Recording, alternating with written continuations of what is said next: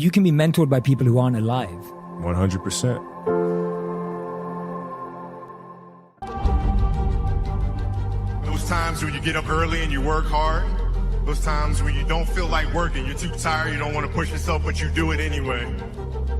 That is actually the dream.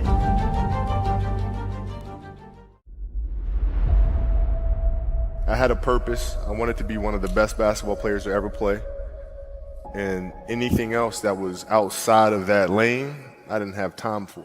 There's a quote from one of my English teachers at Lower Merion named Mr. Fisk. He had a great quote that said, "Rest at the end, not in the middle." And that's something I always live by. You know, I'm not going to rest. I'm going to keep on pushing now. There are a lot of answers that I don't have, even questions that I don't have. But I'm just going to keep going. I'm just going to keep going, and I'll figure these things out as we go, right? And you just continue to build that way. So I try to live by that all the time. At what age did that goal become crystal clear? I made that deal with myself at 13 years old. At 13 years old? 13 years old. That's the you deal I were made. crystal clear about it? Crystal clear. And where did inspiration come from? The love of the game. The love of the game, the challenge. Like I would watch Magic play, I'd watch Michael play, and I would see them do these unbelievable things, and I'd say, you know, can I get to that level? I don't know, but let's find out. Let's find out. And so that curiosity to see where I could push this thing led me down that path, I think. I had a summer where I played basketball when I was like 10 or 11 years old, and here I come playing, and I don't score 1 point the entire summer. Not a free throw, nothing, not a lucky shot, not a breakaway layup, 0 points. And I remember crying about it, being upset about it. And my father just gave me a hug and said, listen, whether you score 0 or score 60, I'm gonna love you no matter what. Wow. Now that is the most important thing that you can say to a child. Because from there, I was like, okay, it gives me all the confidence in the world to fail. I have the security there. But to hell with that, I'm scoring 60. And from there, I just went to work. And I stayed with it. I kept practicing. I think that's when the idea of understanding a long-term view became important. Because I wasn't going to catch these kids in a week. I wasn't going to catch them in a year, right? So that's when I sat down and said, okay, this is going to take some thought, right? What do I want to work on first? All right, shooting. All right, let's knock this out. Let's focus on this. Half a year, 6 months, do nothing but shoot. Right. After that, all right, creating your own shot, and you focus. So I started creating a menu of things. When I came back the next summer, I was a little bit better. I scored. Yeah, it wasn't much, right, but I scored. And this is 12, 13. 12, 13. And then 14 came around, back half of 13, 14 years old, and then I was just killing everyone. And it happened in 2 years. And I wasn't expecting it to happen in 2 years, but it did, because what I had to do was work on the basics and the fundamentals. Well, they relied on their athleticism and their natural ability. And because I stick to the fundamentals, it just caught up to them. And then my body, my knees stopped hurting. I grew into my frame, and then it was game over. Wow. Were you always competitive from the day you were born? You were super competitive? Competitive with things that I participate in. So I'll put it to you this way. So basketball for me was the most important thing. So everything I saw, whether it was TV shows, whether it was books I read, people I talked to, everything was done to try to learn how to become a better basketball player. Everything. And so when you have that point of view, then literally the world becomes your library to help you to become better at your craft. So at 13 years old, I had a kill list. And so, they used to do these rankings. It was Street and Smith basketball rankings. And I was nowhere to be found because I was like 6'4", scrawny, like 160 pounds soaking wet. So I was like 57 on the list. And so I would look at 56, 55, all the way up to number 1, who these players are, what club teams they played for. So when we go on an AAU travel circuit, I got to hunt them down. Right? And so that became my mission in high school, is to check off every other person, all those 56 other names, hunt them down and knock them down. So when we played at 13, I would size you up and see what your strengths and weaknesses are.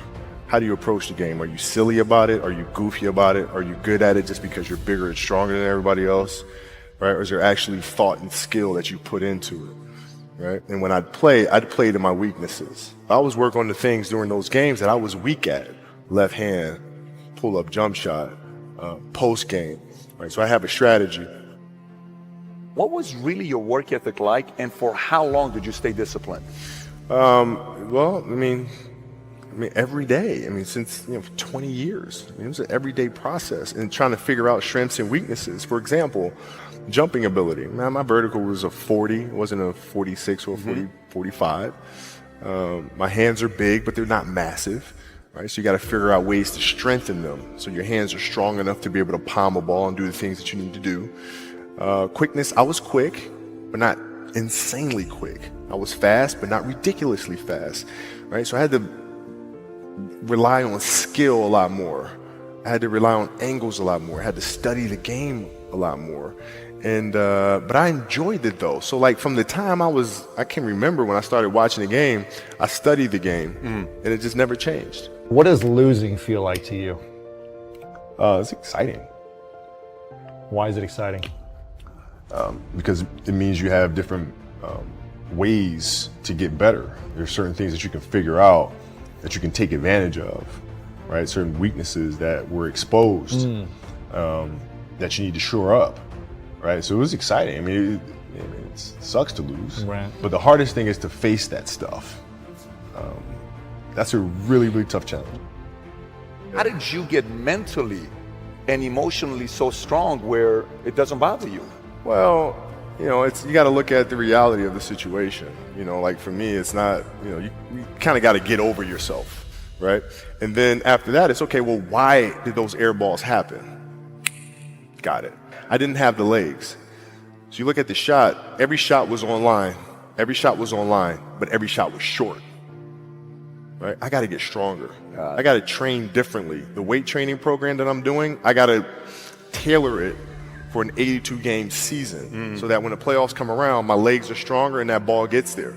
So I look at it with rationale and say, okay, well, the reason why I shot air balls is because my legs aren't there. I go, well, next year they'll be there. You have to do the hard stuff and watch that game and study that game to not make those mistakes over and over again just because you weren't brave enough to face it. So you got to deal with Face it. You got to deal with it. Face it, learn from it. You don't want to have that feeling again, do you? Right? So you got to really study it, face it. And not to say you'll win the next time you face it, but at least you'll give yourself a better chance. Yeah. It's an obsessiveness that comes along with it. You want things to be as perfect as they can be, understanding that nothing is ever perfect. But the challenge is try to get them as perfect as they can be. And what can you do? It's in your control.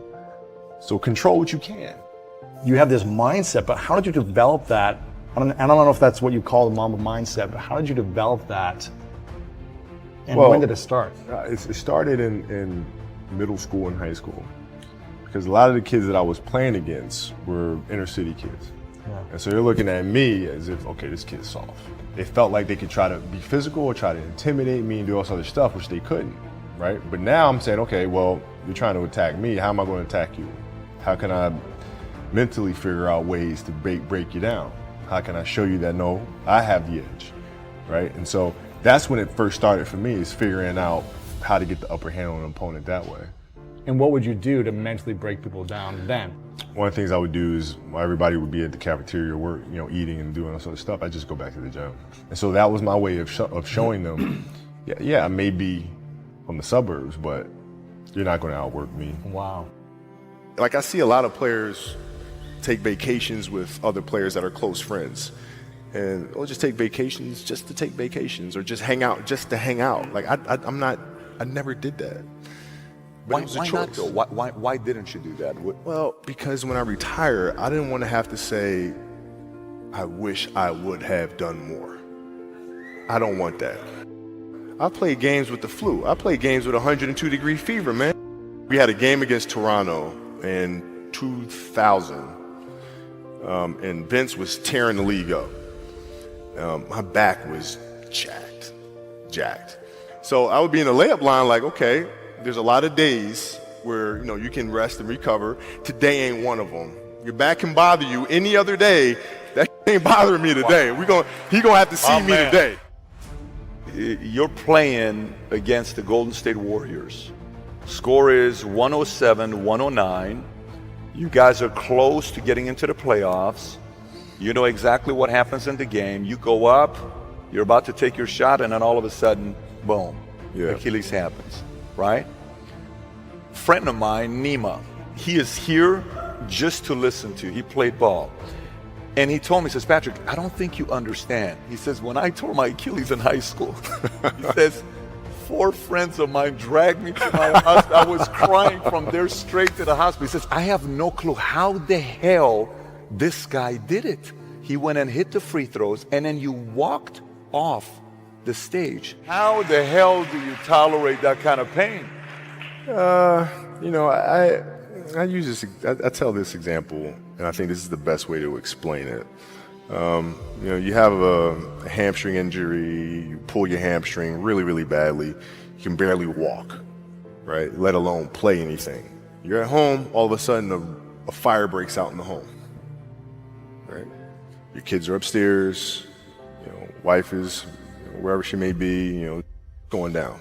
I'm willing to bet that you're going to forget about your hamstring, you're going to sprint upstairs, you're going to grab your kids, you know, make sure your wife's good, you're getting out of that house. And the reason is because the lives of your family are more important than the injury of your hamstring. And so when the game is more important than the injury itself, you don't feel that injury. Not at that time. Went in the trainer's room, my kids are in there, and, you know, they're looking at you and stuff, and I'm looking at them, and I'm like, you know, it's all right, Dad's gonna be all right. It'll be fine, it'll be all right, it'll be all right, it'll be all right. As a parent, you gotta set the example. You gotta set the example. This is another obstacle. This obstacle cannot define me, it's not gonna cripple me, it's not gonna be responsible for me stepping away for the game that I love. I'm gonna step away on my own terms. And that's when the decision was made that, you know what, I'm doing it. You gotta lead by example. As parents, you gotta lead by example. If you want your kids to do whatever it is they want to accomplish in life, you have to show them. You gotta show them. The definition of greatness is to inspire the people next to you. I think that's what greatness is or should be. It's not something that lives and dies with one person. It's how can you inspire a person to then in turn inspire another person that then inspires another person. And that's how you create something that I think lasts forever. Yeah. And I think that's our challenge as people, is to figure out how our story can impact others and motivate them in a way to create their own greatness.